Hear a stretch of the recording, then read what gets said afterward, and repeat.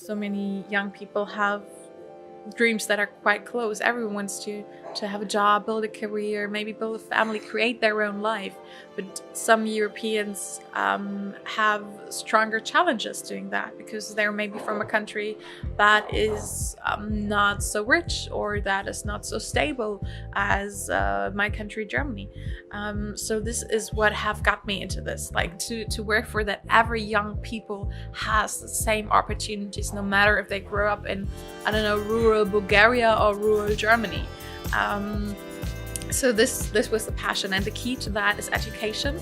We need young people to have access to education and accepting of educational degrees, that they are accepted in all different states. Because if your education degree is not accepted, you do not have much of the promise of free movement and that you can work everywhere.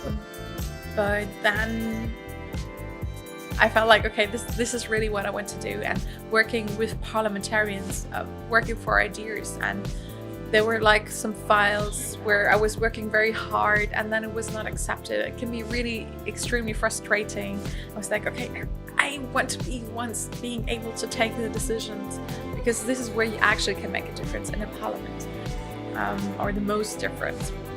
So it has been growing on me, and all the different people I met, all the different stories I heard about young people, especially facing challenges in their life and thinking, okay, this is how policy shaping could help them create their life. And yeah, it has like grown on me. And then there was a point where I decided, okay, I'll just give it a try. I will try to run in the next European elections and can be a risk to the values of the European Union. So we have extremely been working hard to change that. And when you looked at the voting yesterday, the decision to not open up for individual voting on the amendments was short by 5 votes. There were 5 votes missing to open up the process.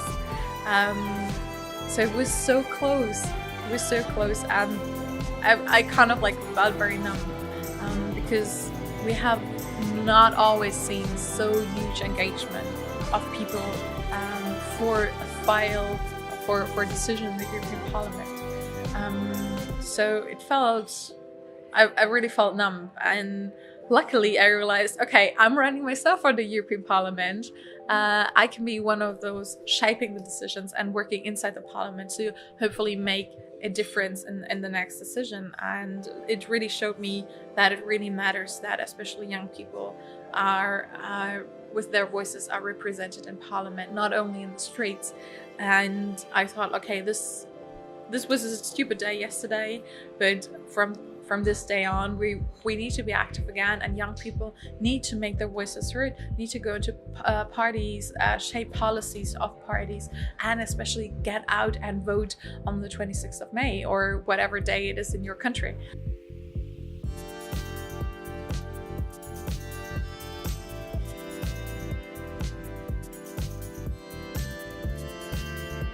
Hello, it's Young Europe again. We are today in wonderful Hamburg. What a surprise, the weather is not so nice, but still it's a quite cool day. I'm really excited to have a new guest today, and I would kindly ask you to introduce yourself. Hi, I'm Svenja. I'm president of the European Liberal Youth, and I'm a candidate for the European Parliament for the German Liberal Party, FDP.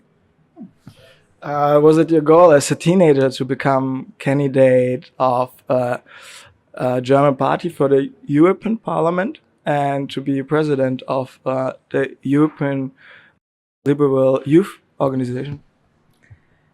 No, that was like never my childhood dream. This was a dream that grew on me in the last years. When I was smaller, I dreamt of being like a singer. Turned out I'm not good at singing, but I have a passion for communication, for talking, for politics. So I found my way into politics, not into the music biz. Okay. Could you maybe explain how did you start to get involved in politics? I mean, maybe you could, like, let's think about the time at your A level. You finished your A level and you had to decide what do you study and which direction your life should take in the next years.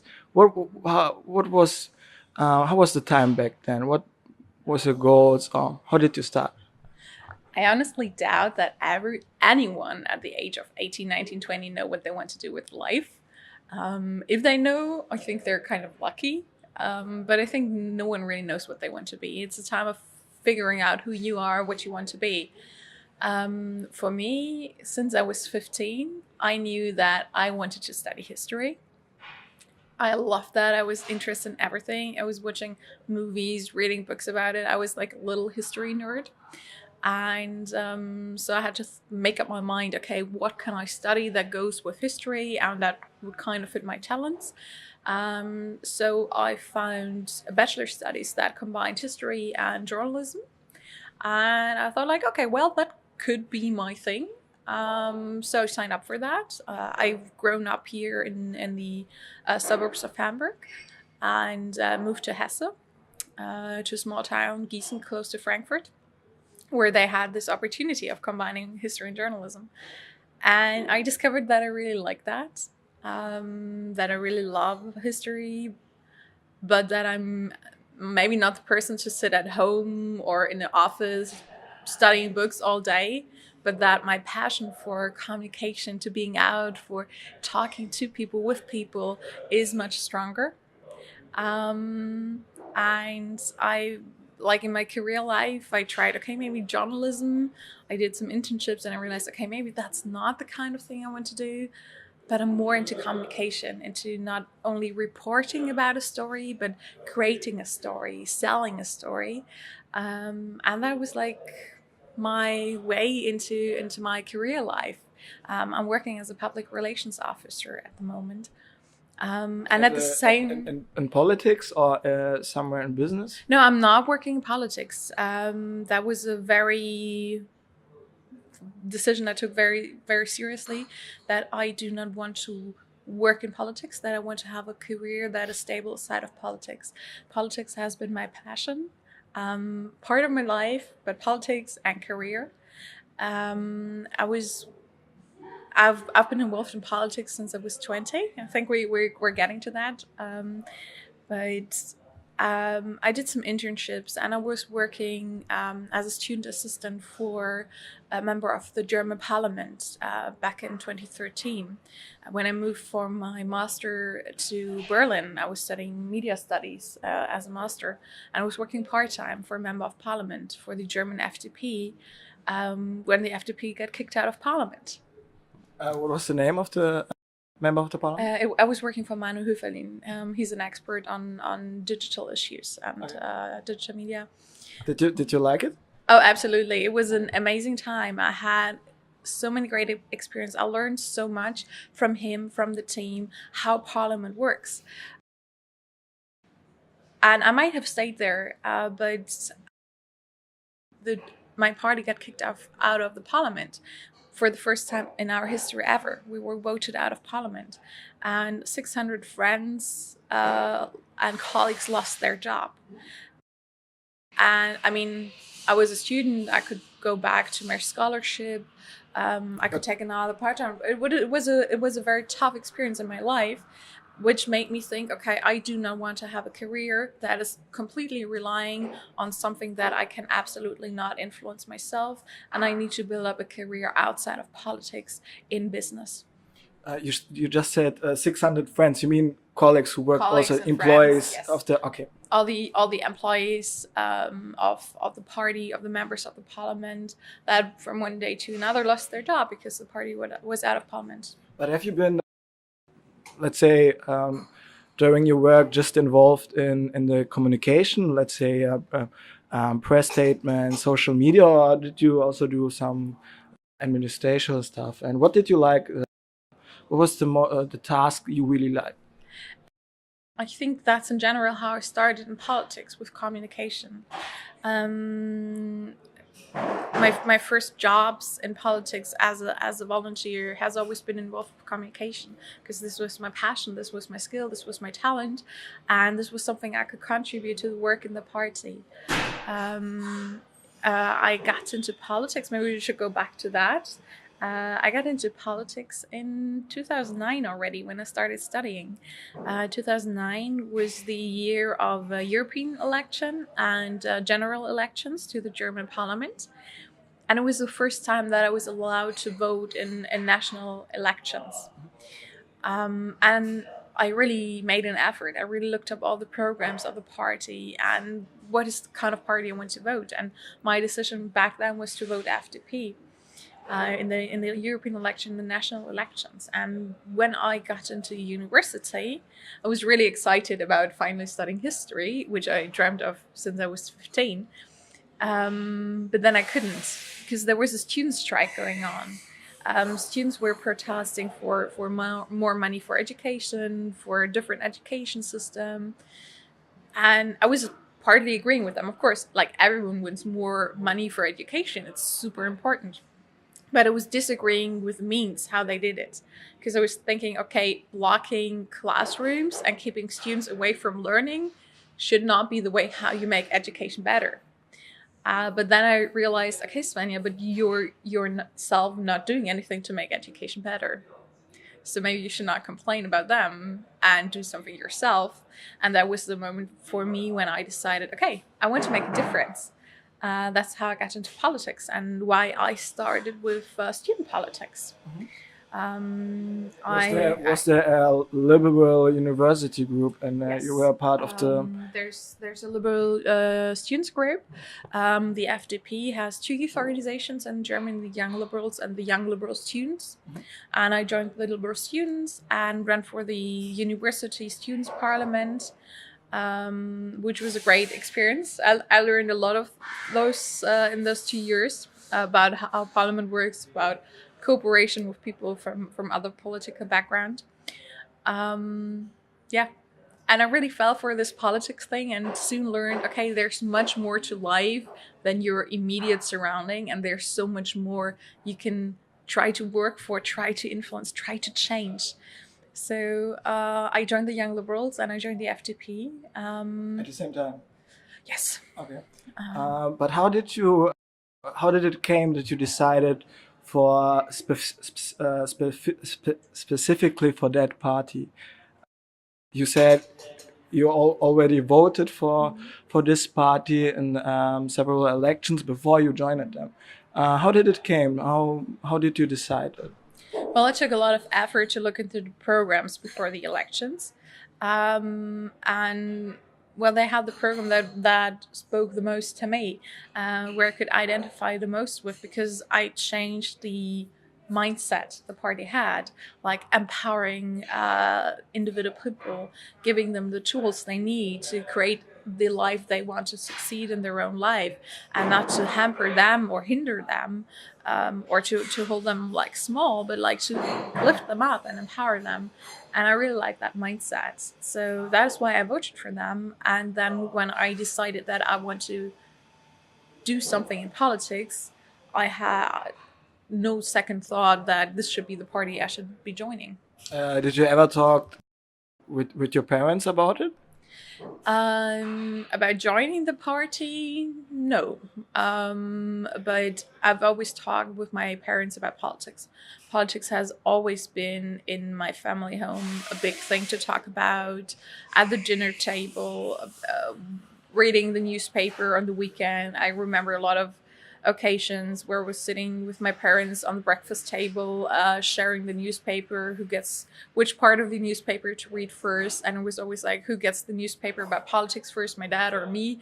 Okay. So we always had a discussion about that. My parents are not in party politics, but it always has been something we spoke about. Okay. Have been there like any discussions? Like always. Okay. Always.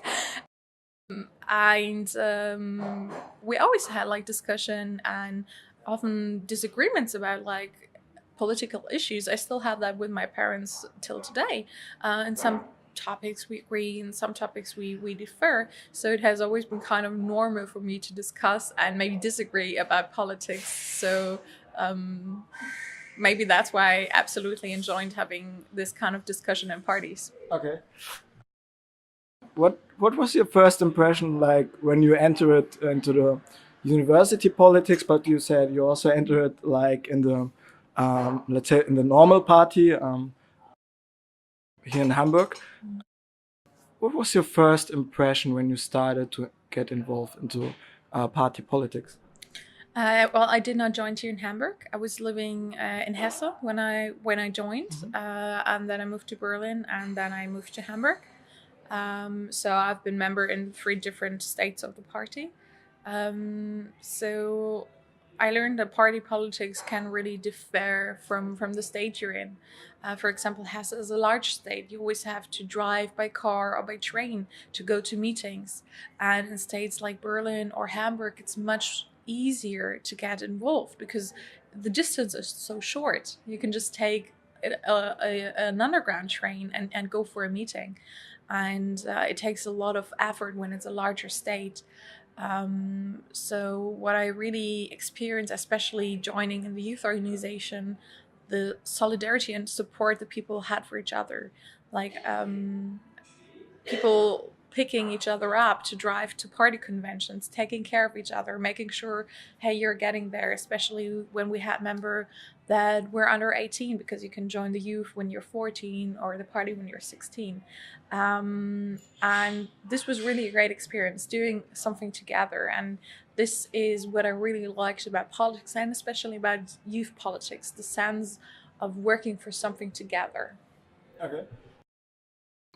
What was like, I get the point of being together part of the community, but if you, I assume maybe not, you have been involved like in local politics, and there was some moments where you had to discuss with other members who are maybe in a different stadium of life or a different age. So because well, what I hear from friends and from my experience that you meet sometimes older people or very old people or people who in general have more time for party politics. Did you make some experience in this direction? I think this is one of the things I enjoy most about the FDP, that we have so many discussions because we're a very broad party of individuals, so there are a lot of discussions.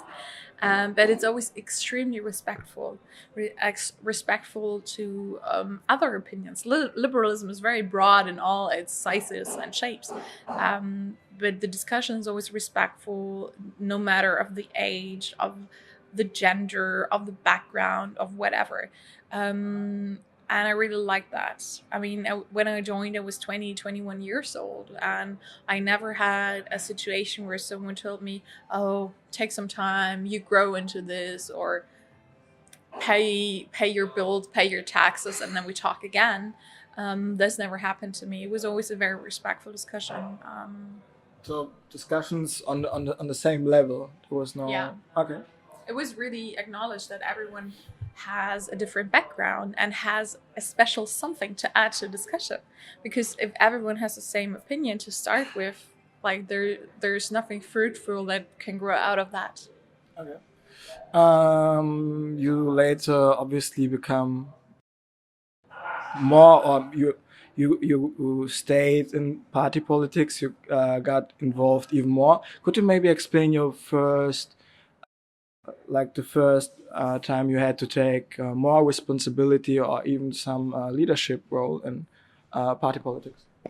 I think the first leadership role I had was I was looking at all the kind of levels, from the youth politics and from the student politics, on the regional level, on the state level, on the national level.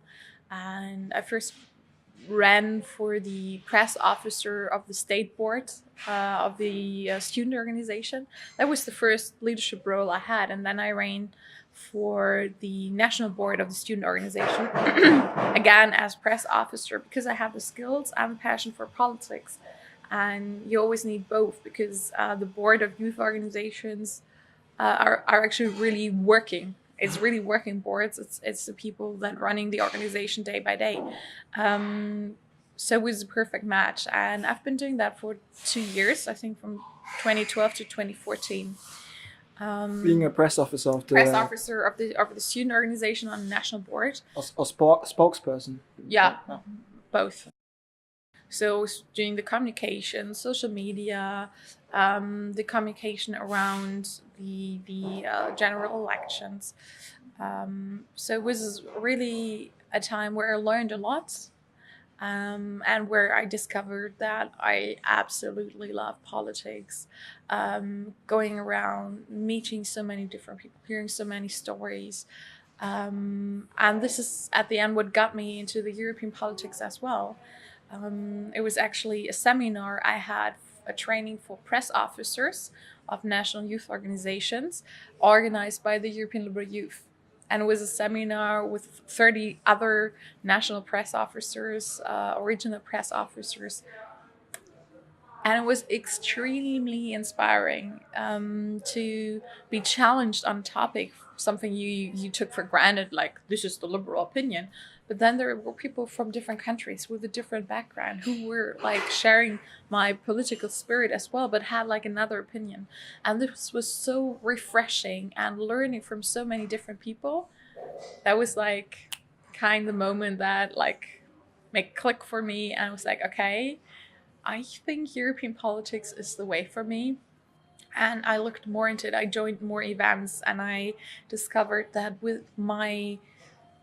what got me into politics was the will to make things differently, to make a change, to work for something. That if I really want to do this, European politics is the part where I need to do this. Because on the EU level, this is where the big lines of our generations are drawn and drafted. And yeah, that's how I got into European politics. And then in 2014, I decided to run for the board of the European Liberal Youth. The mandate is always 2 years, and I first ran as vice president, as press officer, and then I realized, okay, I want more of this. I ran as vice president because I decided I want to be more political, and then I decided it's not enough yet. I ran as president, which I'm since a year now. Okay. How? Well, what is you became the president of the European Liberal Youth Organization.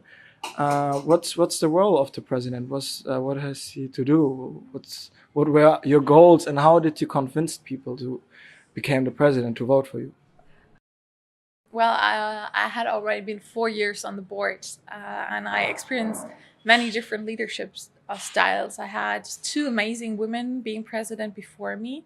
They were both very different, but both of them were extremely role models for me and helped me to change the way I want to be. And still there were like so many ideas and projects that I wanted to work for that didn't have the room to be done in the 4 years before, because obviously it's only a team of volunteers. Most of us are working full-time, doing it in their part-time.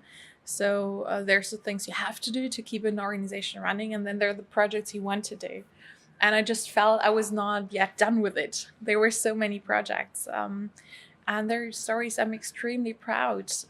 Like European Liberal Youth is a platform for people to come together, to build networks, to help and learn and grow from each other especially.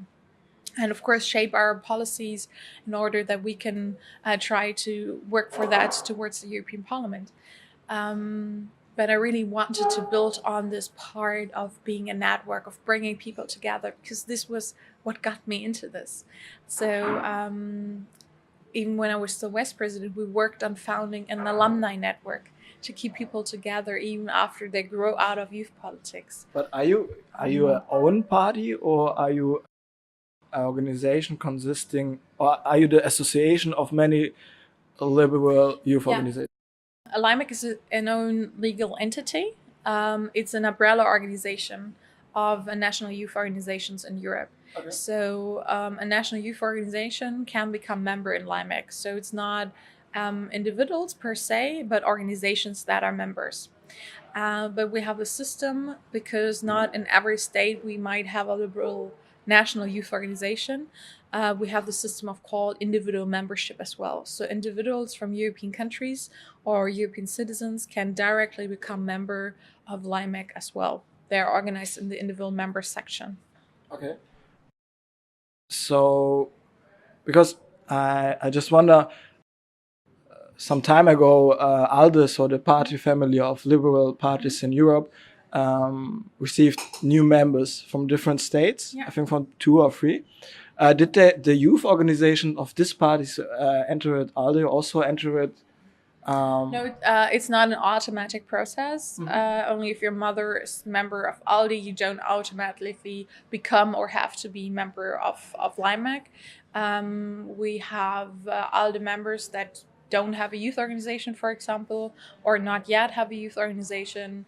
Then we often help them to build up a national youth organization. We have youth organizations that do not have a mother party, that are a member of LYMEC. So there's a cooperation, but like not a correlation.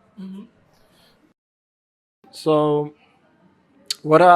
sounds pretty cool to build up a network, alumni network, and to make sure all the members connect. But what would you say are what are the challenges of being a president? Like, what's the difficult part of the job?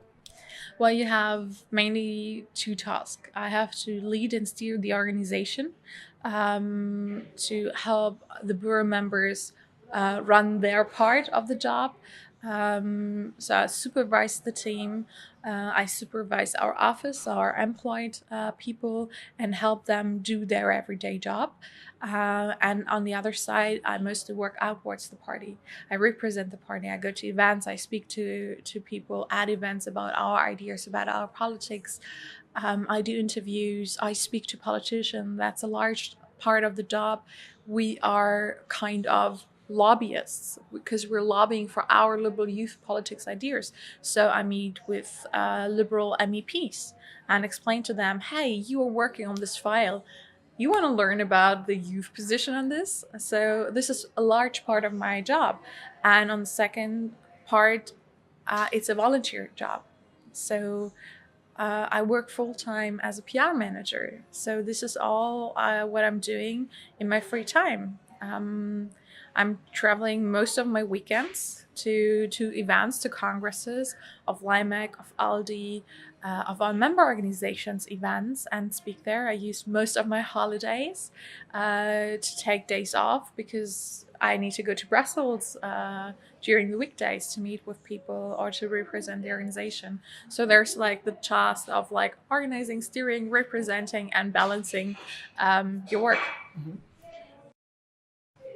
It's interesting that you said you're lobbying quite for your interests and try to influence into the ALDE group.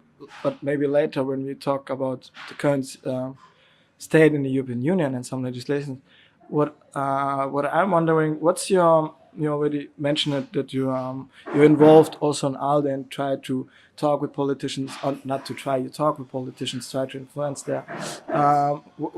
What's your role in ALDE and what did you learn there and observe there?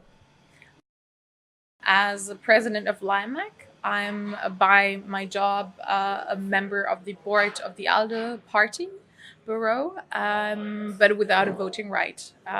It's a I'm forgetting the English word for it. Observing. Yeah, I'm representing the organization. So I have speaking rights, but I do not have the voting right. Okay. So I am there to speak on behalf of LYMEC. I'm there to represent LYMEC's position on decisions that are being taken, but in the end I cannot take part in taking the decision, only trying to sell our idea and convince people. So it's always extremely interesting to have discussions on what the party is doing and looking into that. And I'm always trying to make it as youth-friendly and LYMEC-friendly positions as possible. Okay. Perhaps you have been vice president. Some people of ALDE, some politicians you already knew. But how did you imagine it to take part in a board meeting of the party family. It's a quite big thing, right? So how did you imagine it, and what became true, and what was like, that's surprising. I didn't expect that. That's a good question. I think board meetings per se are not something cool or sexy or mystical or at all. I mean, you can imagine it like a normal work meeting. There are tasks, there are an agenda, everyone is responsible. You report what you're doing on this topic, what you're doing, and then there are decisions taken. So there's nothing cool. It's work. It's a work meeting. Okay. But it's of course important to be where the decisions are taken and trying to influence this decision. And you need to be in there to represent, to have a say on what is happening. And that's a cool thing, because that's a super cool thing. Yeah. But it's not like per se like this is like something super exciting. You can imagine a board meeting of an organization being a work meeting. So it's not like back doors, man with cigars, and it's not like something cool. It's a work meeting, but you need to be there in order to make a difference. Okay, interesting. What would you say is like the difference between the, let's say, the youth organization and party family? Like usually, as far as I observe, there's always a discussion. A youth organization takes always a role of being critical somehow. It's an important task of the youth organization. What's now in this case of the Liberal Party family and the Liberal Youth Organization? Absolutely. That's the picture every youth organization of any party has of themselves. They're the one that kick ass over the mother party, that drive them into like more modern, maybe more progressive ideas going forward, or maybe like being a little mad with them when they're not performing well. That you have that in all parties, and in the Liberals, I think I said it in the beginning, it's always been very respectful towards the youth, and especially LYMEC has been extremely well represented in the last years. We have our own delegation, our own delegates to the ALDE Congress, to the ALDE Council. Our president sits on the ALDE board. So we are a vivid part of the organization, and we are known for shaping the policies. So LYMEC is a vivid part of the ALDE Party, and we have our place there. We're accepted, and it's a lot of fun to go there and being one of the change makers in the organization.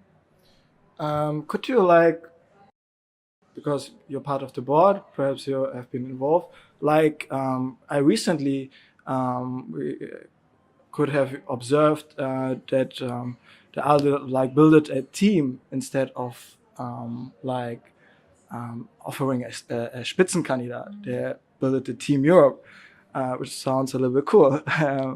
Could you explain maybe the difference now, Spitzenkandidat or a team? Is it bad, or is it good to have a team instead of a one man show who is presented to the public? You as a passionate PR and communication manager. I don't know what is better per se. I think what really matters is that people have a face to European politics. And that was the whole idea of the Spitzenkandidat process. But it would have only been really coming into effect if we would have transnational election lists, that we would have for each party one list across all borders of the EU, and then we would have one lead candidate, one Spitzenkandidat. This would have been the best, but unfortunately, this was not accepted. They had to have transnational lists at this election. So having a Spitzenkandidat was kind of flawed process. But I do think it's really important that people have a face. So I do think it's good that party elect a face, a Spitzenkandidat. The ALDE decided to go with the team because we said, okay, the process itself is not really working, and there are so many important roles in the European Parliament, like Commission President, like European Parliament President, High Commissioner, that we said, okay, we want to give more face to Europe. We do not only have one top person, but we have a team of top people for all the important positions in Europe, and to give more face to it. So the team, it's aimed at the different persons have later different functions. Like, what's the best case scenario? What's the best outcome? So one of them becomes a commissioner, one becomes, I don't know, president of the European Parliament. Another, is this that the idea of? Well, the idea is to especially show how broad liberalism is, how diverse we are, and to strengthen our national parties that are running. And we thought in the ALDE board decided that it would be, and the council of the ALDE decided that this would show more the diversity of liberalism than to go just with one single person. So let's see. I think we have many great people in there. I'm extremely proud that we have 5 women in there. I think this is an extremely strong message. We have 2 commissioners there. We have a friend of mine. She's the lead candidate of the Liberal Party in Hungary, which I believe is an extremely important signal. She's grown up in LYMEC as an indie member. We have the lead candidate of the German party, FDP. So I think we have a broad and diverse team, and I would love to see all of them ending up in positions being able to shape the future of the European Union. Okay. Have you been also like, okay, you have been because of your position as a president, you have been part of the board meetings, but have you also been part of other parts of the party, different office? I don't know. Yeah, well, the ALDE Party has a board, has the council, which is like a small congress with reduced delegates from each party, and the congress, which is a large event. Congress takes care of policies, for example, council of membership issues and finances. And I have been a delegate to both council and congress through the FDP in the last years. So I've been everywhere around the ALDE Party. Okay. Have you been also involved in policy making, like intern in the party? Always. This is where I have a lot of passion. Like, you can imagine when I speak for the example of LYMEC now. LYMEC has their own congresses. We have 2 congresses a year, and Congress is the highest decision-making body of the organization. And our member organization shape resolutions, which they draft and present to the Congress. And then we debate, we amend, and then in the end we have a resolution that's our policy on a specific topic. And then we try to spread this. So this is where my task and the task of our policy officer starts, where we bring this forward as a resolution to the ALDE Congress to try to make this policy part of the ALDE policy.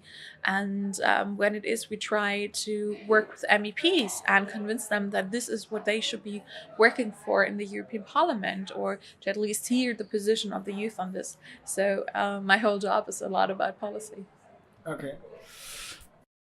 I've seen that you have been a participant of the Women's Leadership Academy, which is well organized by ALDE, the party family. Could you tell us something about that? It's an extremely great program. Let me say this first. It's a program organized by the ALDE Party to help female politicians to grow their profile and to become elected. Because unfortunately still today, we lack female representation in parliaments on all kind of levels. Why? What would you say? Why is that so? That's a good question. And I think there are many answers to this. Many parties are exploring that, why they have fewer female members than male members, why they have fewer females elected. I personally do not think that the reason is that there are not enough good women. There are amazing women in all kind of parties. It's just that not all of them are in the light, in the spotlight, and I do believe we need to support the women we have. We need to attract more women to join parties and to go in the spotlight and to shape politics. And this is what the European Women's Academy program by ALDE does. It helps you build your profile, to plan your political career, and especially to lift each other up. I've met so many amazing and inspiring women. How many participants? We were 30 participants from different countries, running for different kind of parliaments, for national, for regional, for European. And it was a space where we could learn and grow with each other without any fear or anything. It was like a very safe space where you could talk very openly and help each other. And politics can be tough. You might not always feel that open when you speak about what you want to do, what's your passion. What when you exchanged experience with women from different countries, from different or running for different political institutions, what was like the common thing you found, or what was the differences in the experiences? I think what all or most of women had in common was that they've been looking for a push to run for a position. That most of them were too hesitant to just go for it, because I think in general politics it's not easy. If you run for a position, you could lose as well. So it can, for your very own well-being, can be an embarrassing moment if you run for a position, for a mandate in the party, or if you try to run for a mandate for a political position. You always have the risk of not being elected, and no one likes to maybe be in a position where you publicly lose or not being elected. No one wants that. Mm-hmm. So you always have to open up yourself and show something of yourself and make yourself maybe vulnerable. Okay. And this goes for both men and for women. And this is something that you need to overcome. And we as well in politics need to overcome that it is not something bad to run for something and maybe not be elected. That this is no judgment of you as a person or your qualification. Like it's like in a normal job interview, but very public. Okay. And imagine being a job interview being public and everyone speaking about that. No one would feel super comfortable. Okay. But once you overcome this, there's a lot of freedom in it. And then you say like, okay, I'm presenting myself. I'm running. This is what I have to offer. And then you see if that's what the party at that moment wants or not. But we need to have a culture where it's okay to maybe fail and stand up, and then you run for another position next time that maybe fits better for you. So this is a lot about party culture. Okay, I see. But it's not a gender specific thing, no. Right? So I wonder, we already concluded women are underrepresented in politics, yes. Right? I can read numbers.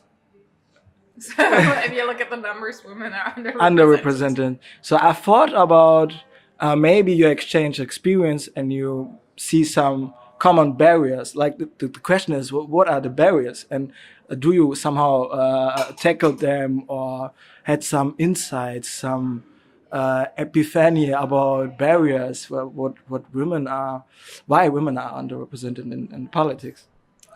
I think there are very many different answers to that. I've seen many studies on that, and what we see in general is that we have, when it comes to female engagement, we have young women under 30, and then we have women over 45 that are very engaged, but we have a gap between 25, 45. And this is the time where a lot of women either focus on their career or on having children, having a family, where you do not have so much time for political engagement. If you want to be in political engagement, it's really time consuming, especially most of the politicians do that as a volunteer. It's only a very tiny margin of people that do this as their main job. So we especially need to work on making it more attractive to be in party politics, to have formats and events that are attractive, where you say like, okay, this is where I want to spend my Friday evening after working a full time, maybe being away from the family, because this is giving me something, because I learned something, because I have fun, because I can make a difference. And party politics can be boring because they have a boring part, the part you have to do. Board meetings, as I said, are not fancy. You actually have to work there. So, and you have a lot of procedures in a party that you need to do. But on top of that, you need to offer something where people say, yes, this is where I want to be. This is where I want to spend my free time. And this goes for all kind of genders if you want to make party politics attractive. Okay. Because like in the end, you're competing with the gym, with meeting friends, with whatever people do in their spare time. Yeah, it's time consuming, and Yeah. a lot of people don't have so much time. Absolutely. Today, this is an important question, I think, in general in democracy. But I like the sentence, board meetings are not fancy. No. There was since you have been a campaign manager for a national election, and now you're a candidate yourself. I wonder, there was this case, like recently there was elections. There were elections in Estonia, and candidate who won, Kaja Kallas was her name, right? She gave like after she won an interview, and she explained it how during the election I think her campaign manager, I'm not sure, but someone recommended to her that it's ridiculous. She should cut her hair shorter. She should talk with a lower voice, darker voice, and she should maybe wear more clothes who are masculine or not so, let's say, womanish. So you as a candidate and campaign manager, what do you think about it? Well, I think there are so many stupid advices for people in politics, and especially for women in politics, but for women in business life as well. Like, I don't know this interview, I don't know the story, but I can imagine that someone says this as a very well-meant advice, to women in business and politics. But I think this is the worst advice anyone could ever give anyone, because what really matters, especially in politics, to be authentic, to be yourself, because people feel when they do not see the real you. People can only build up trust when they can believe you are an authentic person. And this is what you need most in politics, trust. So just be yourself. I mean, I love wearing dresses. I love wearing patterns, as you can see here, which I sometimes have to think about when I go for a TV interview, to not wear patterns that interfere with the camera. I have my hair as I love my hair. I wear the makeup I want to wear, because everything else would not be me. And I said this before, when you run for a position, it can be giving you a little anxiety, because you have to open up, you have to show what you have to offer. And as always, maybe people don't like that, but I think there are more people that value that you show your true colors and who you are, and I think especially voters deserve that. Okay. Good point. Coming now to you candidating for the European Parliament, you already explained it somehow why you like European politics, but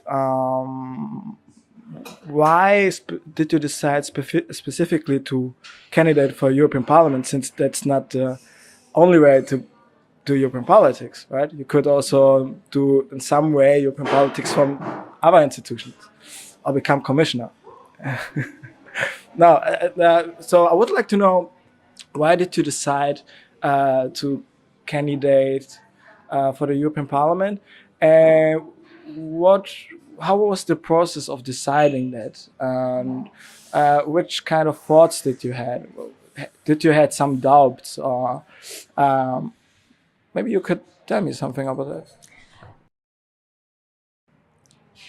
For me, I've always been in politics during my whole grown-up life. I'm 29 here. I got into politics when I was 20. So politics has always been a part. And I made the decision to have a career outside politics. I've been working in business. I've been building my career as a PR manager. I'm currently working as a leader of a PR team. But politics always was my passion. I was doing it in my free time. But there is some limit to what you can do. I basically had 2 full-time jobs. I was spending all my holidays, all my weekends, and there's only so much you can do. So about like 2 years ago, there was a point in my life where I had to think about, okay, what do you want? And then I realized I have so much passion for politics. This is really what I want to do. I'm so much driven by the will to make a difference. And for me, without a doubt, it has always been European politics. So to me, it was, okay, maybe you should give it a try and run for the European Parliament. And 2 years ago, nothing was certain. I was like, yeah, maybe you should do that in some time. Maybe you should now do your youth politics, run as youth president, and finish what you started there, focus on your career, and maybe run for Parliament later. But then I felt like, okay, this is really what I want to do. And working with parliamentarians, working for ideas. And there were like some files where I was working very hard and then it was not accepted. It can be really extremely frustrating. I was like, okay, I want to be once being able to take the decisions, because this is where you actually can make a difference in a parliament, or the most difference. So it has been growing on me, and all the different people I met, all the different stories I heard about young people, especially facing challenges in their life and thinking, okay, this is how policy shaping could help them create their life. And yeah, it has like grown on me. And then there was a point where I decided, okay, I'll just give it a try. I will try to run in the next European elections, and let's see what it will bring, if I will get a spot on the list, which is absolutely not electable, if I get like a spot where it might be a chance. So I decided, okay, what do I need to do? And in my party, we have a system where all the states elect Spitzenkandidat and the youth organization, and then they compete against each other for a spot on the national election list. So I decided, okay, I need to be the candidate in my state, and I need to become the candidate of the youth. So I pitched my candidacy for both organization and was elected by both organization. For the party in Hamburg, it was a Congress voting, and for the youth organization, it was the advisory council board with a representative from the states.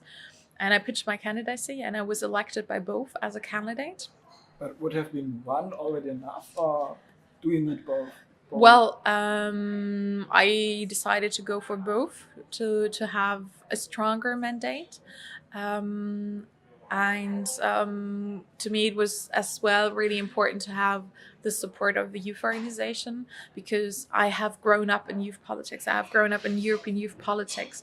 So it felt really natural to me. So I wanted to have both, to have a stronger mandate. And then I ran for a spot on the national election list of the FDP. And when I thought about running 2 years ago, I could have never dreamt of being elected as the number 2 of our election list. But okay. You always need some luck as well. How did you convince people to vote for you, since you were not the only candidate? You also had to compete against other people. How did you convince? What was the reason for electing you? I think it was the work I did in the last years. I've been doing European politics since 2014 in my free time with a lot of passion, and even way before I thought, okay, maybe I could run for the European Parliament.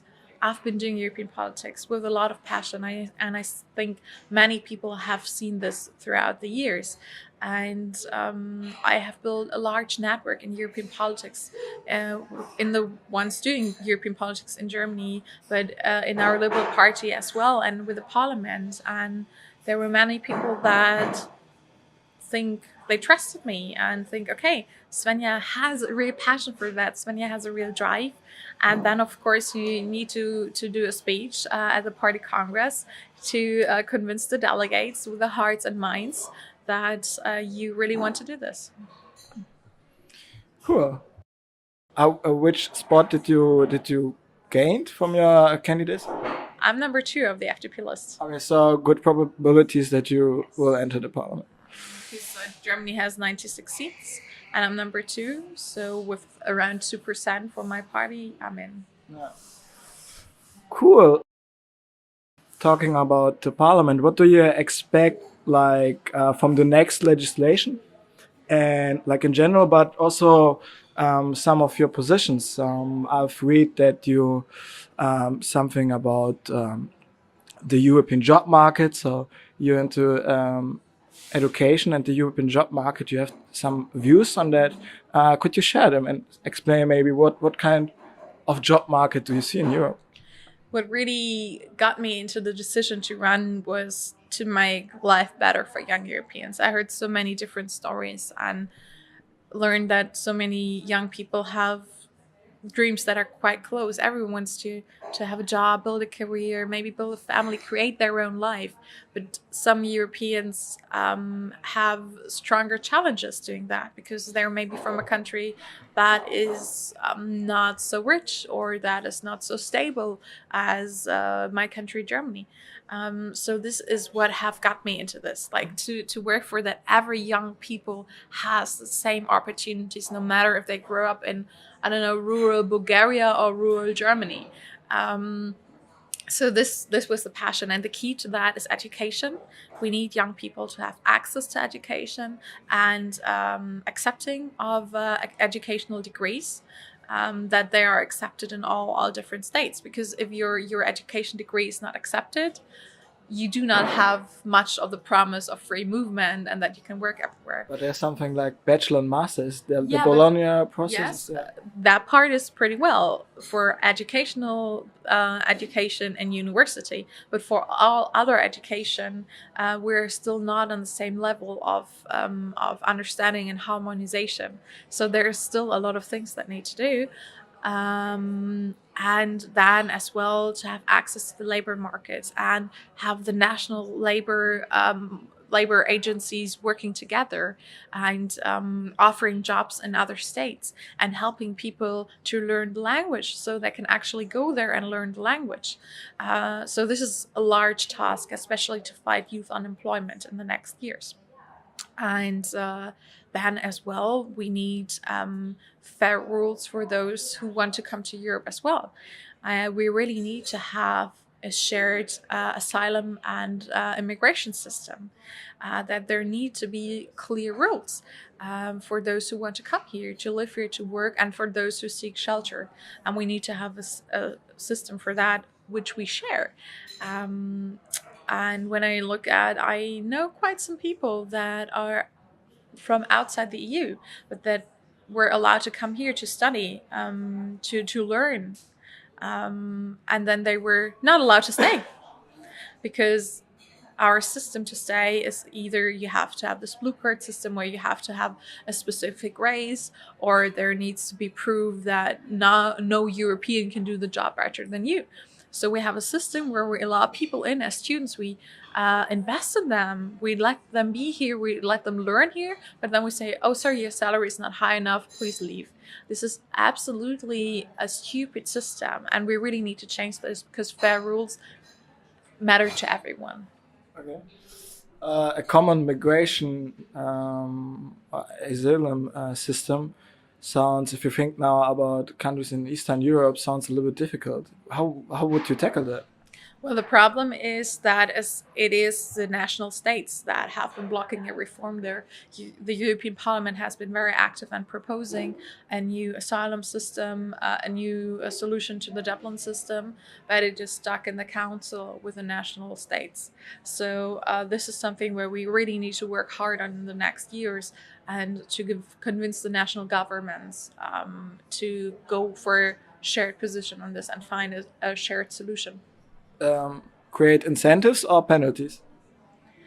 Well, I don't think incentives or penalties is the way to think. I think the way should be to go forward together and to find a solution, even if it's just a small solution for now. It can be something that can grow. But penalties and incentives is like not per se the way. But if there are rules and someone is not applying with the rules, of course there needs to be penalties. Okay. Coming back to your candidating, could you explain what's your goal as a member of the European Parliament, and what are your visions? Like, what kind of European Union do you wish for? Are you looking for? Well, in the long term, I wish to have a federal state of Europe. But this is really a long-term goal. But I want to see a Europe that grows ever together, that works in specific area to intensify the cooperation, because I truly believe that in the world we live today, we are only strong and going forward if we do it together. There is no sake in falling back to nationalism. So this is kind of the Europe I want to see, where I want to work for. And for myself in the mandate, my main goal is to work to bring European politics close to people, to make it relatable, to make it understandable, because we see that people are interested. We just had the discussion on the new copyright reform, which is per se kind of a boring topic. Like, copyright is not a super sexy topic, but it's moving people because it is really close to them, and explaining that people and getting people involved. And this is what I especially see as a task as a young politician, to go with politics where people are, to make it understandable, to make it relatable. You mentioned the copyright. It's like now more or less 24 hours later after there was the voting on the copyright reform. Are you disappointed, and what do you think about the statements of the European youth? What's your opinion on that, on the outcome?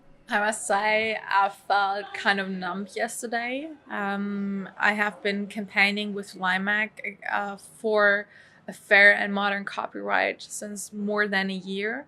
We were especially calling to change Article 11 on the link text and Article 13, which are basically upload filters, because we do believe that this is harmful to a free internet, harmful to freedom of speech, and will hamper innovation and economy, and can be a risk to the values of the European Union. So we have extremely been working hard to change that. And when you looked at the voting yesterday, the decision to not open up for individual voting on the amendments was short by 5 votes. There were 5 votes missing to open up the process.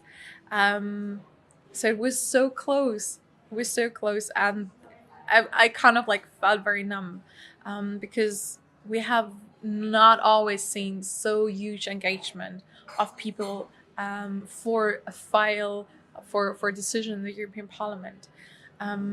So it felt, I really felt numb. And luckily I realized, okay, I'm running myself for the European Parliament. I can be one of those shaping the decisions and working inside the Parliament to hopefully make a difference in the next decision. And it really showed me that it really matters that especially young people are with their voices are represented in Parliament, not only in the streets.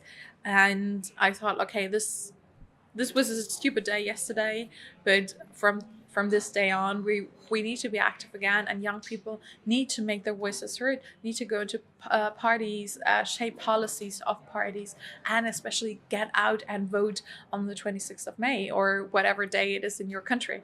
In Germany, it's 26th of May. Okay. Last question. If you meet friends from which are not so into politics, who perhaps doesn't know much so about European Parliament or European politics because it's not so publicly available, what do you tell them? Why should they go to vote, especially in upcoming elections? First, I always tell people when they tell me, oh, I'm not into politics, I tell them, you are into politics, you're just not aware of that, because politics is everywhere. It's our everyday life. It's when you have kids in the kindergarten and you care about the rate of like support there, how you finance that. It's about when you're a small business owner, it's when you're an employee. Politics is everywhere. Politics is not something for the media or the politician. Politics is something for everyone. So I needed to get that straight. This is what I always tell people. You are politics. And this is what I tell people every time that there are elections. Your vote really matters. Like I just said, there were 5 votes difference in between opening up for amendments for a discussion on this. 5 votes. So 5 parliamentarians could have made a difference. And this is your vote that can make a difference on policy making, on policy shaping. So it's extremely important that everyone figures out what is the kind of future I want to have. And this is always a topic for you. Elections, what is the kind of Europe I want to see, and which party represents my values the most, and what is the politician I can trust the most, because that person will shape your future. Okay. Svenja, thank you for listening. Thank you very much. I had great fun. Bye. Bye.